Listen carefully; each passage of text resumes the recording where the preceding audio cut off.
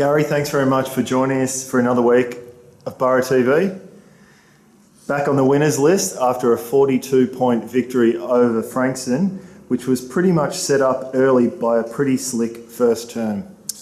Yeah, it was, Cam, and pardon all those listeners and viewers out there for the voice, but I've got a little bit of a lurgy at the minute, so I apologise for that. But yeah, it was great to get back on the winners list, and certainly the first half we dominated in a general play sense. And obviously that was indicative of kicking 9 goals, 17 till half time to Frankston's basically 1 goal. So we went in something like 11 goal leaders at half time.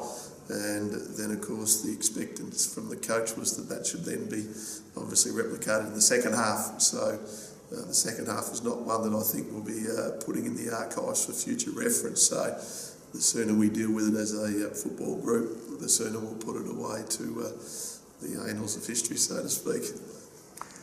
Our mids seem to be back to their very best early on, playing fast, instinctive football. Yeah, it was, and that was certainly indicative of the amount of disposals we had too. Overall, for the whole game, were 484 disposals, so it's a lot of ball, and at times we were encouraging the players to really bring one another into the game and try and link up, especially through the middle, and get some sort of separation with our forwards. But in the second half, Frankston were able to roll back some defenders, and we at times just kicked indiscriminately, and we weren't very efficient at all. And of course, in the modern day, if it goes in your forward line and comes out very, very quickly, you don't get an opportunity for your midfielders or even your defenders for that matter to set up accordingly. But yeah, a lot of our mids had very big numbers, but as did our defence as well, with Damien Mercedes having 30 plus possessions and Sam Fleming having a terrific day. So in the second half I thought it was dominated by a half back line in Fleming, Mercedes and also Dan Noonan, a bit close to the opposition goal.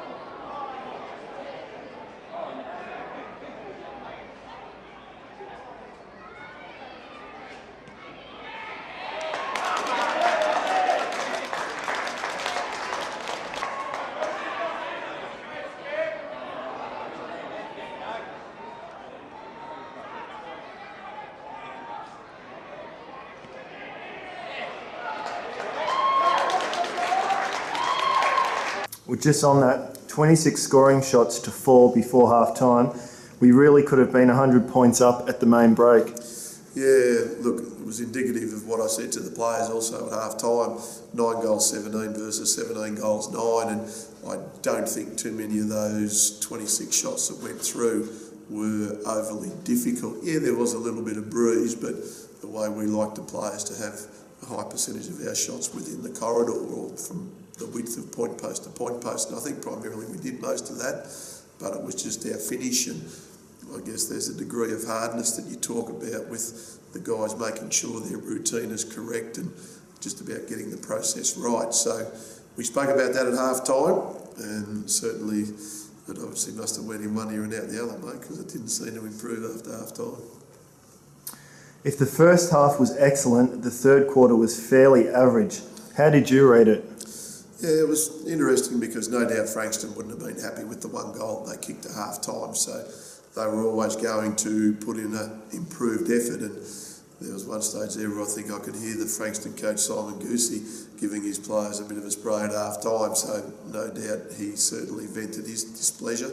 But having said that, it should not matter who's in front or who's behind. It shouldn't matter that Frankston were going to lift their rating or improve their pressure acts. It's really about us potentially having an opposition in a vulnerable spot, and we've got to make sure that we continue with that. And they certainly came out, won some centre clearances, and really we looked like we'd basically put the cue in the rack and said, well, we're 11 goals in front, but percentage is going to be super important over the latter half of the year, and we've probably dropped almost 20% in the last 3 to 4 weeks due to some close wins and close losses. So it's imperative that the opposition are, as I said, vulnerable. We've got to continue to play fundamental footy and not get too ahead of ourselves. And I think we probably did that, and almost to a degree it was disappointing. I thought we probably became a bit selfish. We tried to do the hardest and most difficult thing at times rather than just sticking to a very simple process.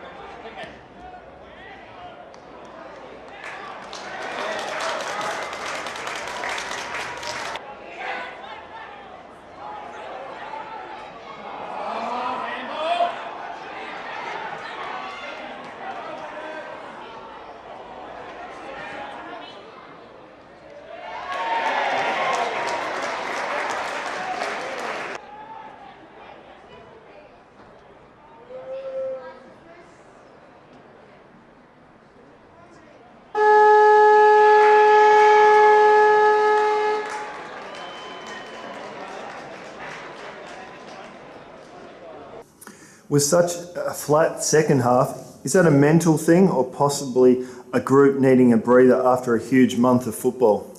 Yeah, it's probably a bit of both, mate. It hasn't got any easier. Like, we've obviously played all the top sides, and of course the mental pressure of being able to stay up, and when you're winning consistently, thankfully, which we are most often, then the opposition are probably also too going to put a bit more time and effort into their planning, and they'd be probably asking themselves, how can a team like a VFL standalone team continually and consistently matching it with the best in the competition? So this next couple of weeks we're going to really look at it, try and freshen the guys up both mentally and physically, look at our game plan, look at our structures, and certainly try and be a lot better prepared mentally and physically for the second half of the year, because we've certainly got to look to where we want to go, and that's always going forward. So the next week and a half will be about reviewing our first half of the season and bet as always possible.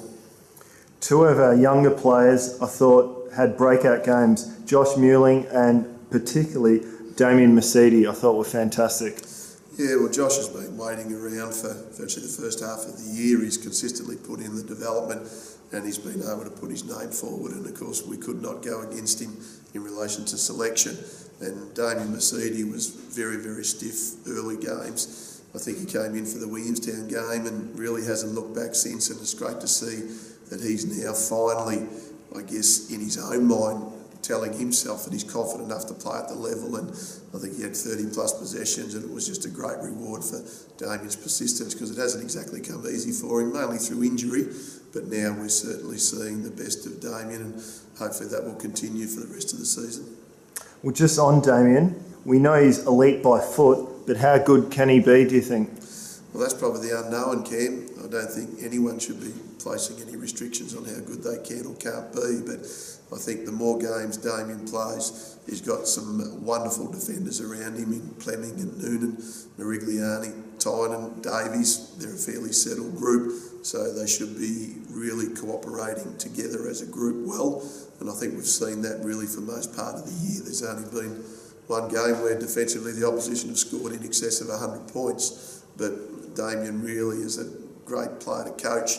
He's very knowledgeable about the game and he just wants to get better. So hopefully that's only a small taste of how good Damien can be.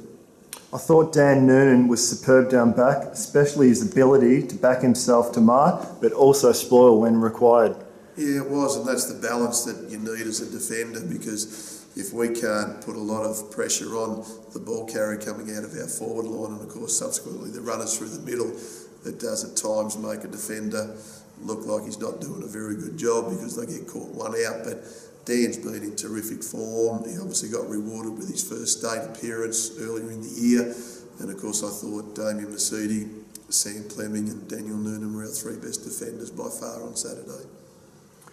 Does an 8-2 start to the year meet your expectations? Oh, well, I can be a tough old coach, Cam, and say 10-0 would be fantastic, but certainly if I look at our form line and you go back to the practice matches, I think there's really only been one game that I would have thought we were just beaten by the opposition, and that was Footscray 2 weeks ago. So we're putting ourselves in a position where we need to be, and that's at the minute in the top four.